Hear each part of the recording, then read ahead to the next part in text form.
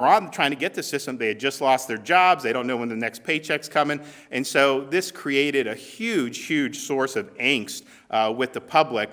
So we had to figure out, okay, people need to be able to submit a claim. How that's processed on Connect, we'll obviously have to build that, but they got to be able to submit a claim. So there was a mobile website that was stood up that was functional.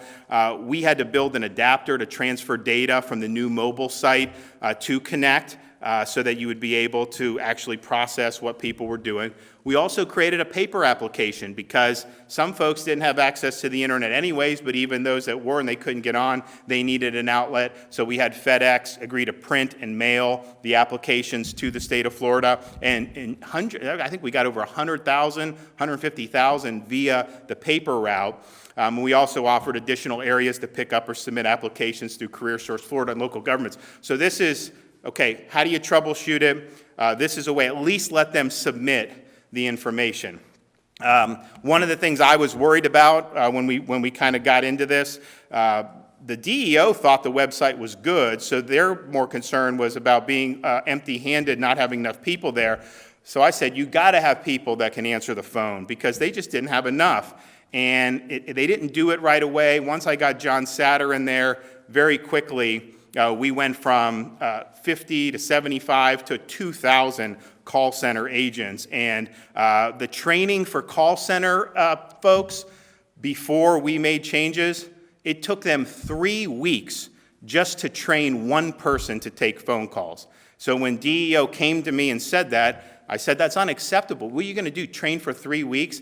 So John put in a 24-hour training, and then we were able to get people there for the PIN and then 2 days for the call center. So that's allowed us to really beef that up. But that's just important because you know that, and I'm going to go through some of the statistics about the vast difference in calls now versus just a few months ago. Obviously, part of reemployment is that you have to search for a job. So if you lose a job under normal circumstances, you are not allowed to simply just apply for reemployment. You actually have to show that you're searching for a different job. You got to make a certain number of job searches. So that takes time. And it basically delays. You probably wouldn't even be able to apply for 2 weeks. Well, we thought that in this circumstance, we wanted to get the money out as quickly as possible. We knew there weren't a lot of jobs necessarily coming online, so I suspended the work search requirements to be able to allow people to submit the application so we can get it in the system. There's also the problem of, because the Connect system was so faulty, people couldn't get up. We had to say, okay, we're going to automatically recertify you for the 2 weeks saying you're unemployed, because we understand, certainly for the next however many weeks, that's likely to continue to be the case. And so that took some pressure off the system that would have continued to, I think, weigh it down. So that was helpful. But we also added, because there was such a need for capacity, we had folks from the state government driving through the night when the initial crash occurred, bringing additional servers. They've now brought a total of 72 servers so that they could boost the number of concurrent users. You go back January, February, you're looking at hundreds, maybe thousands who would be on the site. Well, now we're in a situation where you have 150,000 people trying to get on the site. So you needed to find a way to do more capacity. They've also, the engineers added sophisticated hardware. So there's a new SAN system that has increased the transfer speeds. I mean, this was so slow, so they've been able to speed it up. And then they've made huge amounts of optimizations to the software to be able to make the system more stable and increase its performance. That has been very, very difficult. We have people working through the night. What they were doing a lot of times, some changes, and to focus on processing, which is something that's very, very important.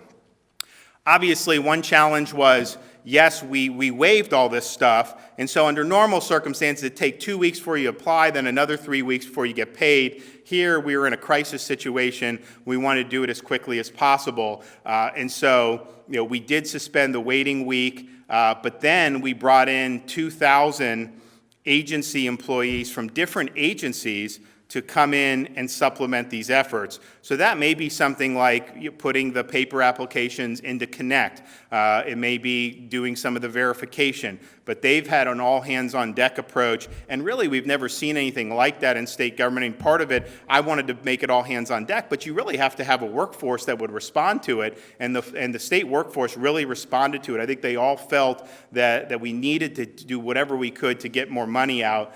And of course, there was all the hardware improvements to the Connect system that's been done over these many weeks have been really significant. It's required a lot of brain power, and the people that have been involved in that, I think, have done a really, really good job under very difficult circumstances, because this is not a simple architecture. This is a very convoluted architecture. There had been a lot of data that had been built up over the last decade that was slowing down the system, so they're getting data out, they're changing code, they're doing all these things, and I'll show you the results, but I think it's been good. One of the other problems with getting paid is, even if you submit on Connect, and even if the state processes it fine, it has to ping certain federal databases, like the Social Security database. So you have to have a valid Social Security number. What was happening was that was going through the federal Social Security check, and they were doing maybe 1,000 checks a day. Well, obviously, when you have hundreds and hundreds of thousands, that is just not going to cut it. So we were able to say, hey, we have databases in the state of Florida, highway safety motor vehicles.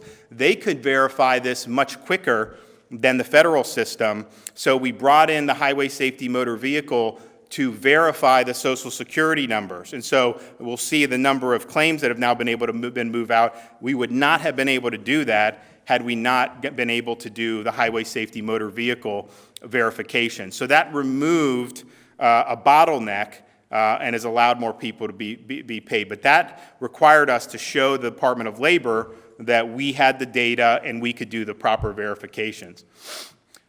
So obviously, we've had a lot of stuff. This has been an ongoing, it's been the number one thing we've worked on other than health since this all started. Once we got into this situation where you started to see the economy stop, I knew that there was going to be a situation where people weren't going to be able to get a job, so we suspended that immediately. Connect, after very little uptick, started crashing, and that was really just the tip of the iceberg. At the third week of March, you started to see way more after that. We suspended the 1-week waiting period. We did make the paper applications available. We did the chat bot at floridajobs.org because we wanted to get people frequently answered questions. We did bring the state employees, over 2,000 additional employees, to be able to have an all hands-on-deck approach. By April 4th, we had 72 new servers, which was helpful.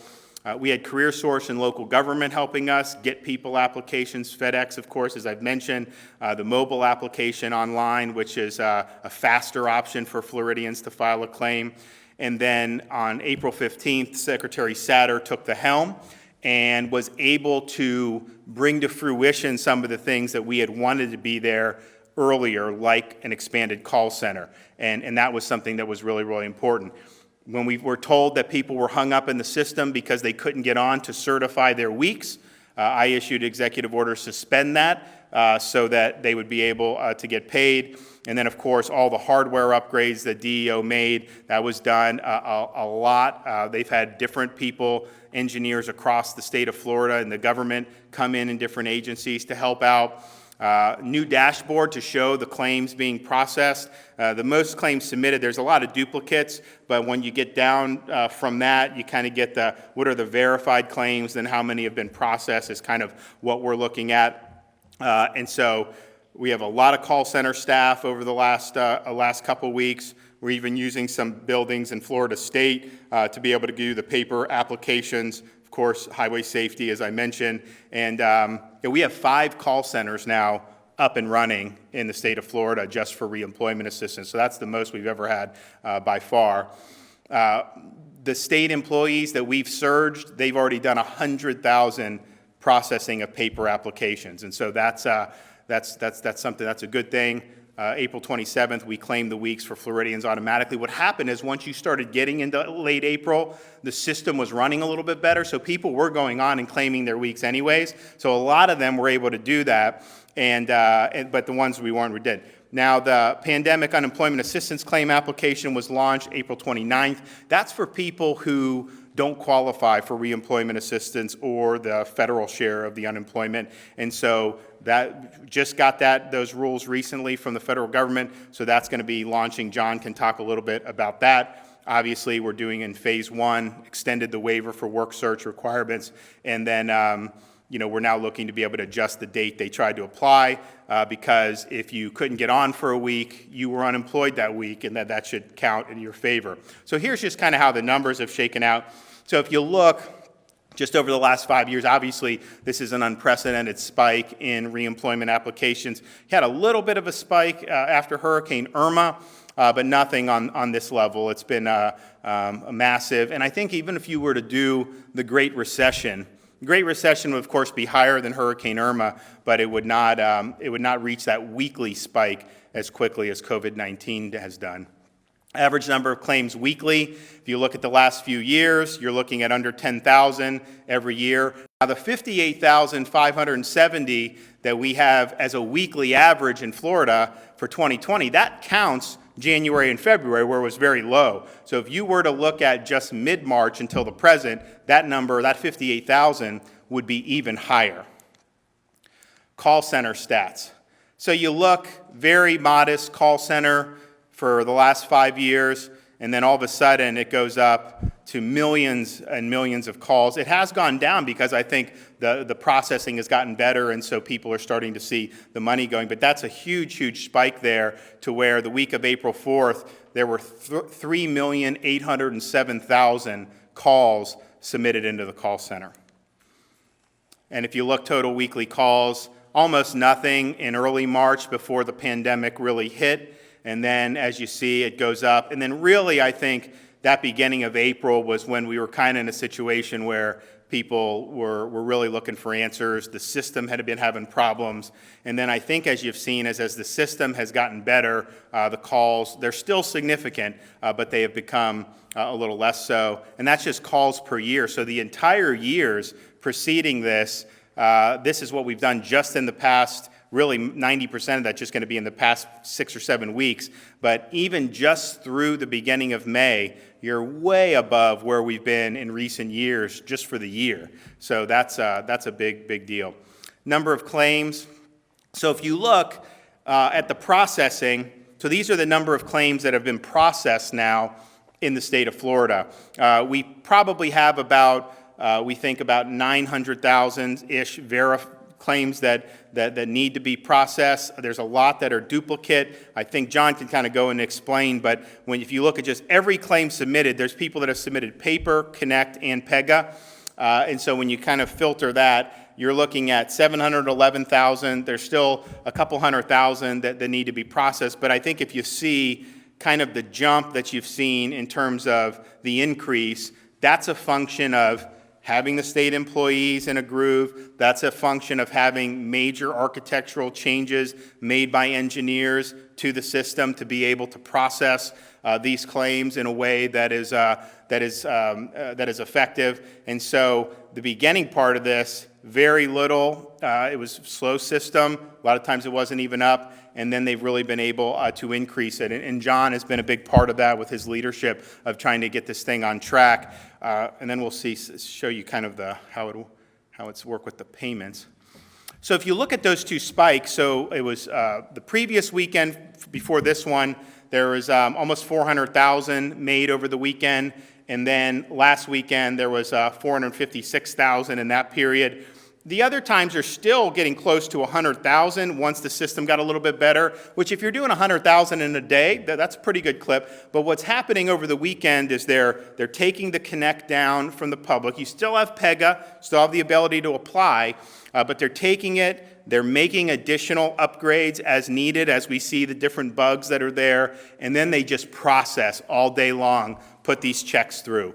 And the fewer people that are on the system, the quicker the processing goes. And so that's why you've been able to see that over the last 2 weeks. But if you're in a situation where you're making 50, 100,000 payments a day, well, you could really make a chunk, get a chunk. But those weekends, I think, have been very helpful in getting checks out, getting money out to people, because at the end of the day, if they see the money showing up, that is going to be important economically, but it's also just going to be important for peace of mind, because they were wondering, when is this going to happen? So I think that they've done a good job of doing that. So our goal is to continue to process the new claims as quickly as possible. Now, we are in phase 1 of the reopening. We're going to be very measured on that, but my hope is that we're going to be able to get to a situation where these folks are going to be able to have to go back to their jobs and be able to work again. But that's not going to happen overnight. And so the reemployment program is going to continue to be a top priority. They may, and John can tell you a little bit more, they may be doing even more stuff this coming weekend in processing like they have. But I think what you've seen is, particularly over the last 10 to 14 days, you've started to see really significant volume of payments going out, and it's really taken a major overhaul behind the scenes with the architecture of this system done. So there's a lot of engineers in the state of Florida who worked very hard, but I think looking back, to have tried to do a new website or to have tried to just say we're going to do it maybe manually when you still need all these databases, this was probably the quickest way given the hand we were dealt, and I think the folks at DEO have done a good job. It's not over.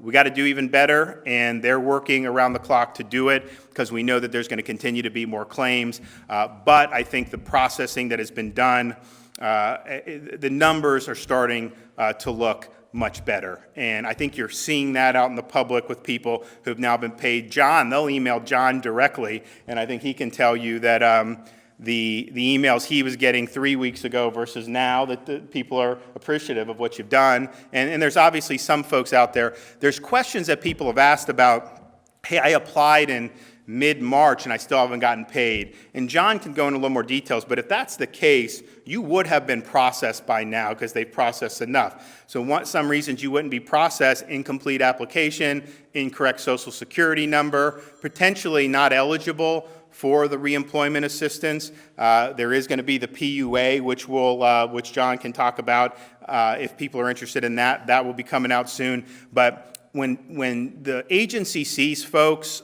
who get quoted in the press or who do some stuff on social media about it, they actually will look up and try to find the individuals in the system.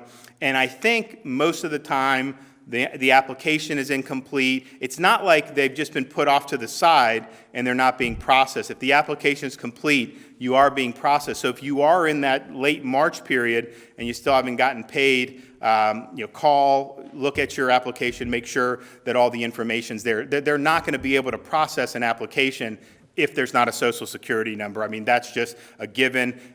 The people who are in the queue, how many are in the queue now? A couple 100,000?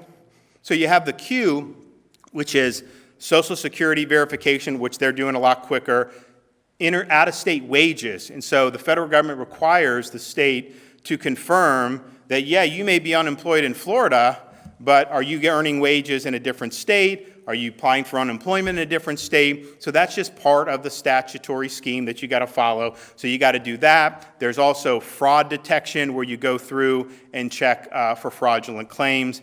And in a normal year, and I think this stat is not going to hold up with what's happened with the pandemic, but if you go back in 2019, DEO will tell you that the majority of claims that are filed for unemployment, the folks are actually not eligible for unemployment. Now, a majority of the people that have applied since, I think for sure, are eligible, but you are going to have people who are not eligible. So that's why you would be stuck in the queue. I think the Social Security number is going better, but you still have this interstate wage check, and you still have some of the fraud checks that are having to be done. We're committed to continue to put as many hands on deck as we need to be able to improve this even further.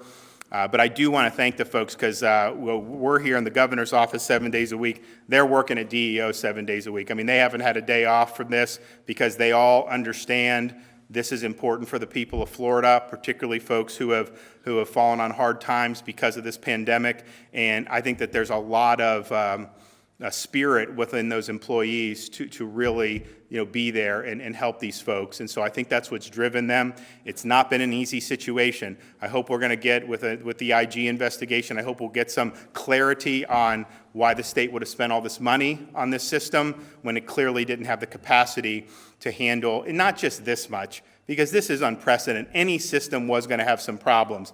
But if we had anything other than 3 or 4% unemployment, this system was going to be a problem. Even a mild recession, this would have been a problem. And so that's not a good use of taxpayer money. So if you need help, we do have the call centers up and running. Connect is doing better. We have the PEGA application, and you can still do the written application if you want through Federal Express. So I'd advise people to take advantage of those options if they're still needing to apply for reemployment assistance. And we're going to have some more announcements the rest of the week. We're looking at phase 1. We're going to see how that's going. I think we've been very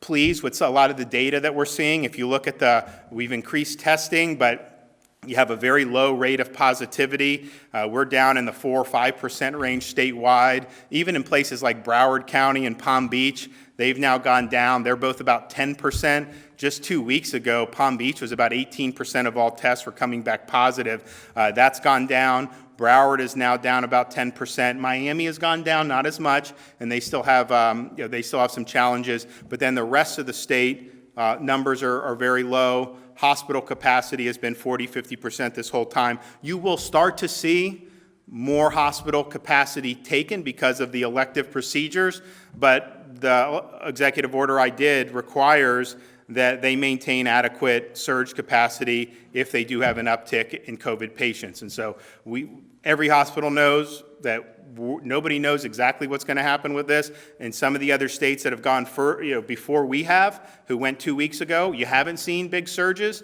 So I'm hoping we don't see that here. But obviously, we've got a plan for whatever eventualities happen. So the hospitals are doing that. But by and large, we've had outstanding hospital capacity throughout this whole time. And I know a lot of people work very hard for that. So I'm happy to take some questions and see how you go. Yep. Looking at our Connect coverage from 2013, Deloitte testified that there were approximately 1,200 to 1,500 specific requirements that Florida put into this system. Will that be part of the investigation? And as a second part of that, Senator Rouson and others have called for Deloitte to be suspended from any future state bids until this gets sorted out. Your thoughts there? So on the first part, yeah, I think everything needs to be looked at 100%. And in terms of Deloitte, I need to discuss that, but obviously I would entertain that. Let's just put it that way from what we know. And of course, however this investigation turns out will really depend on whether the state will do business going forward. And the engineers I talked to were just, I think some of them in the defense of this system said, look, it is a complicated thing, unemployment. It's not as easy as just building like a campaign website or whatever people in office are used to. So it is complicated, but the way it was done was not worth the amount of money that was put. And I've not found a single person that said it's worth it. And one of your slides said that this system had not been maintained since 2013. Can you elaborate on that? What should have been done from 2013 to today in the system? Do you want to talk about some of that, or? I can answer the question. I mean, a lot of it is just technical. So these are engineers who have now gone in and said, hey, this wasn't done, that wasn't done. So we'd have to get you with some of the engineers to really go over some of the things that should have been done there. But that's part of what this investigation, I think, is all about. Even so, there's a lot of things that could have been done from the people I've talked to that this system would have still been very vulnerable to having a big uptick in applications. Sheriff Tony in Broward County, please. How do you feel about the fact that he did not disclose the fact that he had killed someone, and what difference would it have made had you known those facts before you appointed him? Well, we did a background check, but it was a self-defense, so he was never charged with anything. So it wasn't anything that would show up. So how you would do that? I mean, I don't know. It's like if someone were to punch me and I punch him back, and the police said you're self-defense, would that be something I disclose? Obviously, a fatality is different, but I think it seems like he was in a very rough neighborhood and was trying to defend his family. So I don't think it would have, because it was self-defense, I don't think it would have made a difference. But it did not come up in the background check because he had never been charged or had ever had anything show up on the record. You still have full confidence in his ability? So look, my view was at the time, we needed to get someone there who was going to work hard.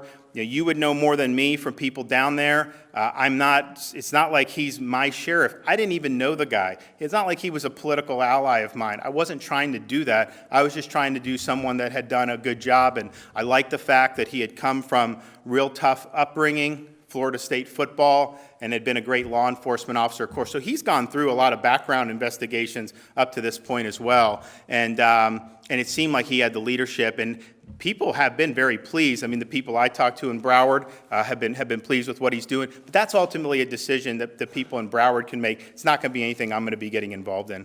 So, Governor, if people are going back to restaurants and stores right now, would you personally feel safe taking your wife to a restaurant or shopping? Absolutely. And here's the thing. Throughout this whole time, people have been going to Costco. They've been going to the grocery store. They've been doing, it's not like people have not been doing anything. So I think particularly, we really want to promote outdoor, because I think the data is very clear about the transmission being more significant in indoor and closed environments. You do that? Yeah. And I think all these stores, all the restaurants, they're going to be focused on safety. Yes, I put in restrictions and you got to do this, but I think they're going to want to do a lot of that anyways, and I think they'll probably go over and above what we've required, because people do want to feel safe, and they're going to come out if they do feel safe. But I would absolutely go, and I'd have no problem doing it. Now, I have not done a lot of shopping during the time period, and my wife has not, just because we obviously have had our hands full, but I'd have no problem whatsoever doing that right now. You know, people, especially in this area, Governor, are actually crossing the border to go to Thomasville, for example, maybe go as far north as Atlanta to get their hair cut. Is what the governor of Georgia and his plan and the way it's been enacted, is that putting pressure on you to perhaps explore a broader reopening here in Florida? No, look, I mean, obviously the states that are closer to us are gonna have more of an effect than if Wyoming does something. At the same time, I mean, there's no state that's impacted this state more than New York. I mean, we've had tens of thousands of people flee New York and come here. Now, I quarantined and we did the isolation, but I mean, this is a massive number of people. I know there may be people in North Florida who are going to Georgia, but here's what I know. I watch TV.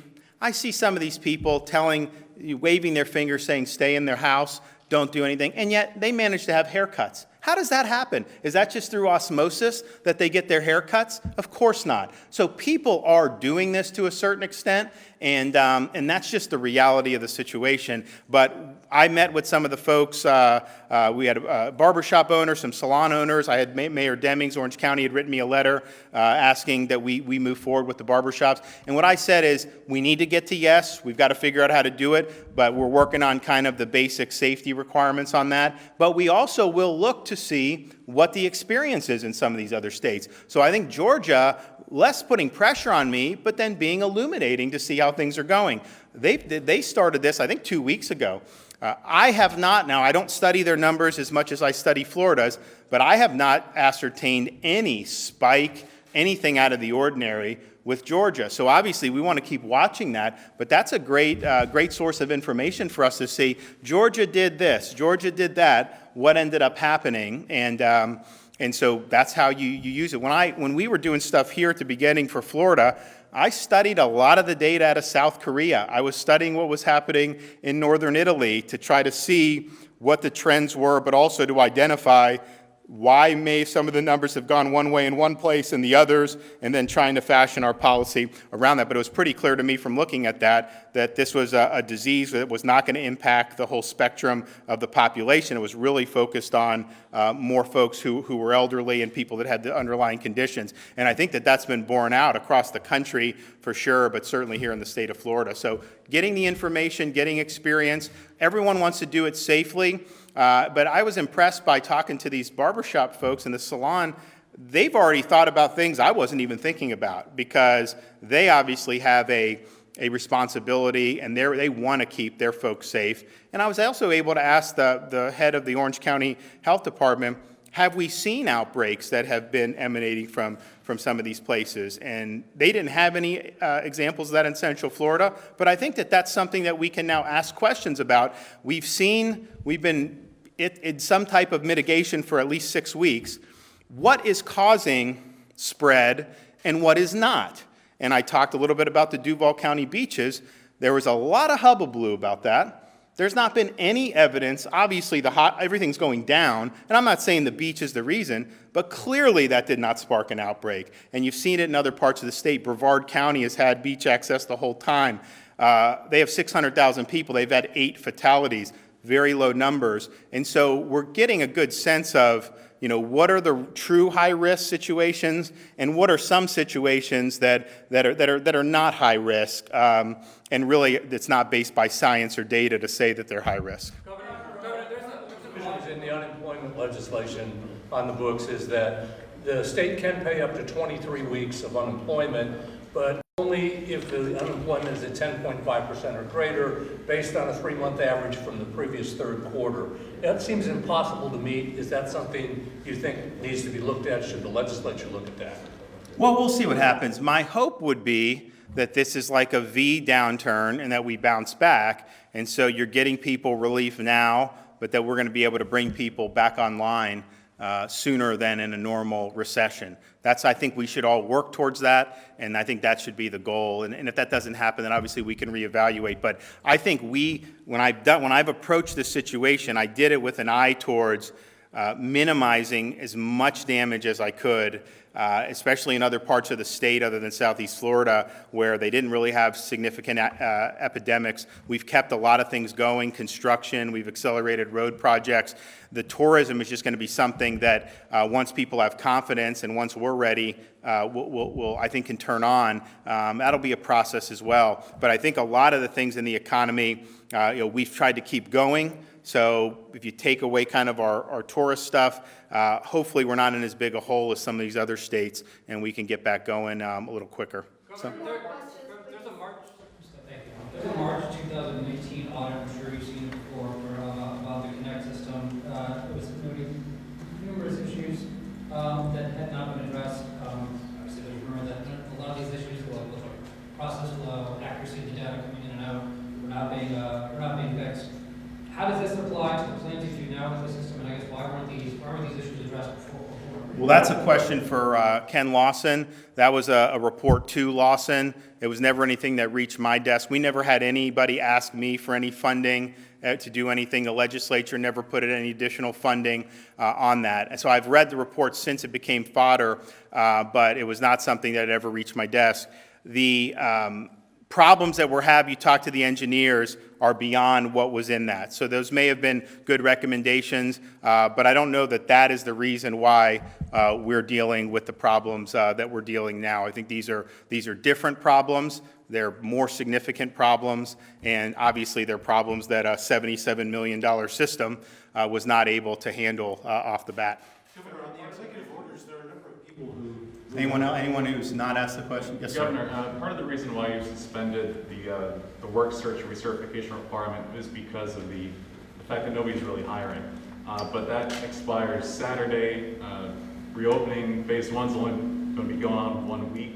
Is that going to be enough time for people to really not need to come back? Yeah, no, we're going to look at that, and it may not be. So we'll take a look. Part of it too is we wanted to keep people off the system, because we understood the situation. The system probably can handle a little bit better now, but yeah, I think we're going to look at that. The phase 1, it is slow. I don't know. We'll get reports about how things went today, but you're going to see slow, but I think it'll pick up momentum. And then if we continue going in a good direction, be able to move on these next phases. And then there is going to be a need to get people back in the saddle. So hopefully there's going to be a lot of people that are going to be itching to go. I think that the mitigation, just from what I can tell, is people were all in to make sure everyone was safe. They wanted to flatten the curve, but I think people realize we have flattened the curve. I mean, the hospitals were half empty for most of this period.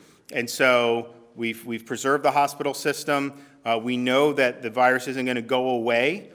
We know we're going to still have to contend with it. We're going to still have to social distance. We're going to have to protect the vulnerable populations. But I do think people feel that we need to take some steps. We need to be smart about it, safe about it. But kind of the first phase of this with flattening the curve, done. Now let's go forward. And then we're just going to have to follow the data, see what happens. And nobody really knows what's going to happen because the country's not been through this. But I think some of the other states that have gone before us, I think their trends have remained pretty good. And I think a lot of people are just naturally much more conscious about the types of situations they find themselves in. So there's a lot of emphasis on, oh, ban this, restrict this. But most people understand the risks. They understand what they need to do to protect themselves. And I think most Floridians have taken action. I'll leave John here if you guys want to ask John any questions about DEO. And then we're going to have some more announcements tomorrow. Thank you. John? Mr. Senator, people who call the Connect system tell us that they feel that they're being diverted to an out-of-state call center. I want to ask you, is DEO using out-of-state call centers to augment your calling capability? We are not. You're not, okay. The mandate has been that every one of those call center operators are Floridian. And my quick follow-up question. The governor said, I believe I heard him correctly, there are 900,000 claims in the system not processed. How long does it take to process 900,000 claims? So let me just look at the dashboard so that I have the right numbers right in front of me. So we've received about 1.7 million claims, and we've confirmed about 1,050,000. So as the governor indicated, when the original system, the Connect system, was having challenges, there was a second system, user interface that was utilized so that we could accept applications, and that system is still running 24/7, 365, has had no problems. And then the agency offered to accept paper applications. What we think has happened is we've received duplicate and possibly triplicate applications. In addition, and this is the frustrating thing about paper, is we've received a large number of applications that are incomplete. So Social Security numbers not included, the employer's information. And without those, we have to take those out of the electronic queue, and we have to process those manually. We can do about 10,000 a day manually, but it is a cumbersome effort when you have that many in the queue. So we think that there's a large number of duplicates, and that is the confirmed unique claims submitted, which is just over 1,050,000. Yeah, Secretary, there's a question about the executive order or the lack of an executive order over people having to reapply and report. Yes. And there's more than 200,000 people have had to reapply. Why was that not waived? That is a federal requirement. And we've looked at every way that we could get. We've talked to the Department of Labor about it. I've talked to the Assistant Secretary of Labor, and that is something that we cannot get around, unfortunately. We'd like to, my whole goal in this whole process has been to remove as much friction for Floridians as possible. That is one area where we've been a little challenged. Just a quick follow-up to that. I mean, that was something obviously you guys knew was going to be coming. Why was it, announced weeks after the fact? Maybe we thought we could overcome it. I'm not sure. I've only been here 2 weeks, so I can only tell you what's happened really since I've been here. Hey, John, there's people who are clearly eligible. They have submitted an application, have given you all the information you've requested, but still find that they are being deemed ineligible by DEO. What ultimately is going to be done to make them whole? Certainly, if someone is eligible for benefits, they're going to receive those benefits for the time that they were unemployed through the day that their eligibility runs out. So that is a guarantee. Nobody's going to be out money if they're eligible and they're not. There are a number of instances, like I just referenced, where we don't have all the information. Maybe somebody put in their employer's identification number and a number got transposed, or they got inaccurate information. That's where we have to go back, and sometimes folks are ineligible, and that's where we have to go back and manually contact them. And so that's the big lift that we've got right now. So you're indicating they're ineligible currently because they haven't provided the correct information, but they might not know that. Is that Correct. what you're saying? Correct. And are they being notified of that? Yes, we're doing as much notification as we can. Again, sometimes people don't give us an email address, or perhaps we have a wrong phone number. With the volume of applications that we've received, we're going to have a few errors. And it's not more than a few, it's thousands of errors where we've got to go back and do some cleanup. Mr. Secretary, one of the things that was blowing up in some email boxes today was that some people got a couple of weeks of benefits, and now it's stopped. And the question being raised is, has that 2-week recheck-in really been waived, or is the computer flagging people? It's been waived. You know, I hadn't heard that. I'd have to check into those individual cases that you're referencing. I'll follow up with you, Good. If y'all have any follow-up questions, just give me a call. Okay, thank you very much.